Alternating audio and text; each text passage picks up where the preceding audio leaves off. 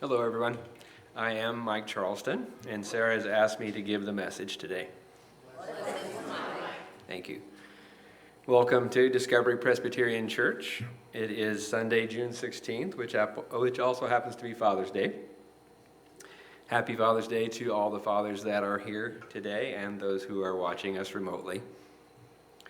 No Father's Day, I don't think, would be complete without a dad joke. And so I was supplied with a dad joke from Ruth. So here we go.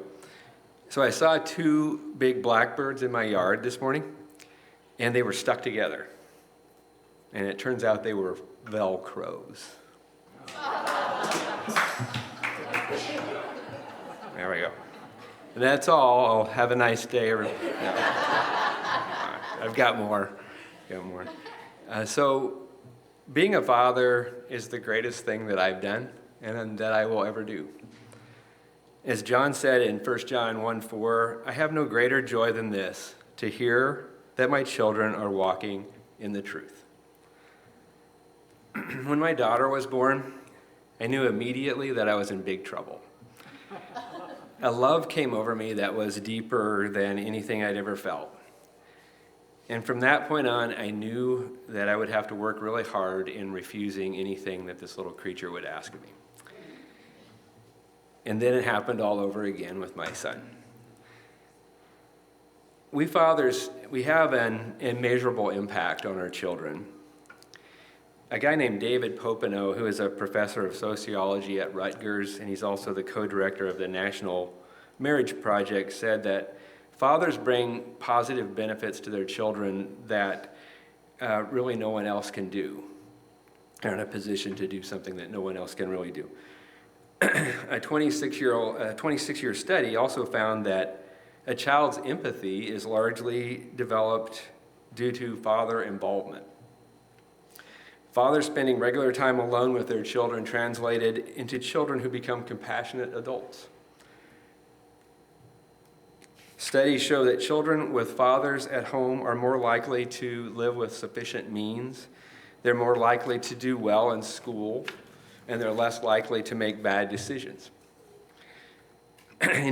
Reading all that got me pretty puffed up about being a dad. I was pretty proud of myself until I was reading through some quotes, and I ran across a quote from this unnamed mother and spouse who injected some reality, I guess, into my grandiose thoughts of myself. But the quote said, "My Father's Day gift to you is letting you pretend to be in charge of the family for a day." Truth in that. One role that fathers, I think, are typically good at is that of the protector. And I like the way that Tom Wolfe put it in The Bonfire of the Vanities. He said, I'm going to read this little bit from there. This is from Bonfire of the Vanities. Sherman made the terrible discovery that men make about their fathers sooner or later. That the man before him was not an aging father, but a boy much like himself, a boy who grew up and had a child of his own, and as best he could, out of a sense of duty and perhaps love, adopted a role called being a father, so that his child would have something mythical and infinitely important, a protector who would keep a lid on all the chaotic and catastrophic possibilities of life. Another important quality of fatherhood is forgiveness. As dads, we must often forgive our children, even when they really mess up. I was the poster child of forgiveness. I kind of wrote the book on it. My poor dad, I think he probably should have been sainted. There were several misadventures as I grew up on the family farm that were directly attributable to a teenage boy who firmly believed that he knew a lot more than his father did. In spite of clear instruction from my dad, things got broken and bent. Some blew up, like the combine during wheat harvest. I dropped his pickup in a hole that he clearly told me to avoid. and told me where it was. I found it. I turned my motorcycle into a submarine. And that motorcycle was no good at all at running underwater. It had rained that day a fair amount, and the clay dirt on my father's farm just turned to grease when it rained. That's the way clay dirt is. And so Dad warned me not to ride my motorcycle too close to any of the various ponds that he had in the pastures when I was out checking cattle. But being the nearly omniscient boy at age 18 that I was, I found my father's words to be far too conservative for my liking. So, of course, I rode my motorcycle as close as I could to the first pond that I rode by. And almost immediately, the motorcycle started to slide into the pond. And the more gas that I gave it, and the more I revved it, the farther it slid into the muddy pond. And then pretty soon it was underwater. And it gurgled and bubbled a little bit. And then it stopped gurgling and bubbling. So my father must have known something was wrong, because it had taken me longer than it should have to come back. And it turns out it takes quite a while to pull a motorcycle out of a muddy pond. So it took me a little longer than normal. But I'll never forget the image of my father watching me as I was pushing the motorcycle. I was completely covered in mud from head to foot, and he was standing down by his shop as I was pushing the motorcycle down toward him. And he just had this look of some sort of amazement, I think. But he took it in stride. He forgave me, and he helped me fix the motorcycle. So I did. There were more misadventures. There are a lot more, but that kind of gives you an idea of what my dad had to deal with me. But through his actions, my father taught me that if you truly love someone, you endure all things. Love bears all things, it believes all things, hopes all things, and endures all things. As our Father in heaven, God loves us and forgives us when we fall short. Jesus used the parable we recently studied in Luke 15 to teach us about our Father's unwavering love. In the parable, the son made some bad choices, as we saw acted out. That's kind of an understatement. He squandered his inheritance. He left his father and his older brother to tend the family farm while he went off on kind of an extended bender. He woke up broke and so hungry that he would have eaten pig slop.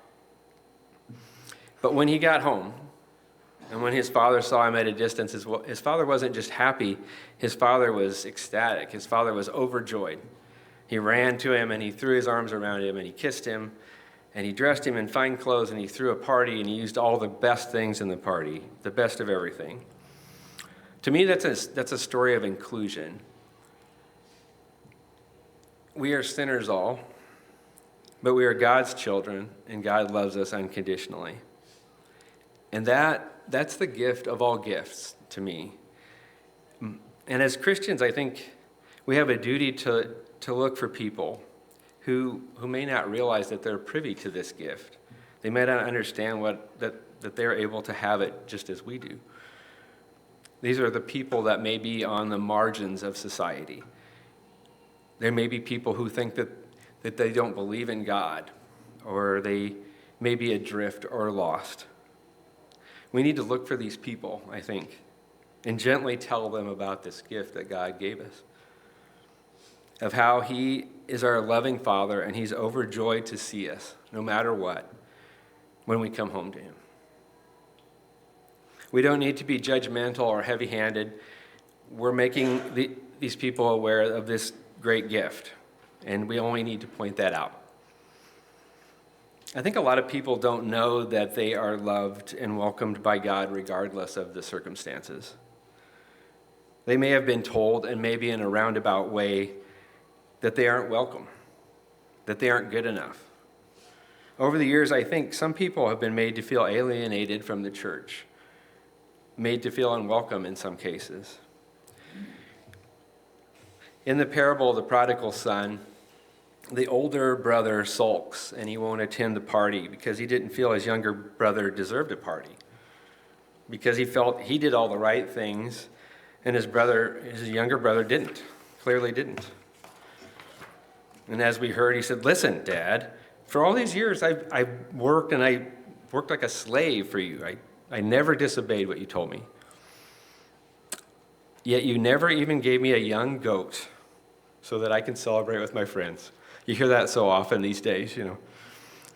I said the exact same thing to my father once, and I never got a goat either. I just never got that goat.